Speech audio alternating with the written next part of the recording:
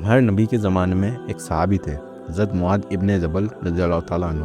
ان کی عادت تھی کہ وہ پہلے نبی کے ساتھ مسجد میں عشاء کی نماز پڑھتے تھے، اس کے بعد اپنی قوم کے پاس جا کر ان کو امام بن کر نماز پڑھاتے تھے۔ ایک رات جب وہ اپنی قوم کو نماز پڑھانے لگے تھے تو انہوں نے بہت لمبی تلاوت شروع کر دی تھی۔ نماز کافی لمبی ہو گئی تھی۔ ان کے پیچھے ایک آدمی نماز پڑھ رہا تھا جو پورا دن مزدوری کرتا تھا۔ دن بھر کی محنت کی وجہ سے وہ بہت تھک چکا تھا۔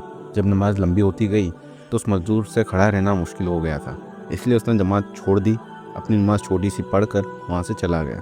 کچھ لوگوں نے اسے غلط سمجھا اور کہا کہ اس نے نماز توڑ کر غلطی کری۔ بعد میں یہ بات نبی کریم صلی اللہ تعالیٰ علیہ وسلم تک پہنچی، تو جب نبی کریم صلی اللہ تعالیٰ علیہ وسلم کو پتہ چلا تو آپ نے اس مزدور کو ڈانٹنے کے بجائے حضرت معاذ رضی اللہ تعالیٰ عنہ کو بلایا اور آپ صلی اللہ تعالیٰ علیہ وسلم نے فرمایا کہ تم لوگوں کو مشکل میں ڈالنا چاہتے ہو اے معاذ۔ آپ صلی اللہ تعالیٰ علیہ وسلم نے یہ بات بار بار کہی۔ پھر نبی کریم صلی اللہ تعالیٰ علیہ وسلم نے کہا جب تم لوگوں کو نماز پڑھاؤ تو نماز کو ہلکا رکھو، کیونکہ تمہارے پیچھے کمزور، بزرگ اور ضرورت مند لوگ بھی ہوتے ہیں۔ تو اس واقعے سے ہمیں یہ سیکھنے ملتا ہے کہ اسلام ایک آسانی والا دین ہے، اور آج کا مسلمان بھی ایک عجیب مشکل میں پھنس گیا ہے۔ وہ اپنا وقت بچانے کے چکر میں 3 پارہ یا 5 پارے کی تراویح پڑھ رہا ہے۔ لوگ سوچتے ہیں کہ کم ٹائم میں قرآن صرف جلدی ختم ہو جائے گا، لیکن سوچئے جب ایک رکعت ہی 15-20 منٹ کی ہو جائے تو ہر انسان اس میں ٹھیک سے کھڑا کیسے رہ پائے گا؟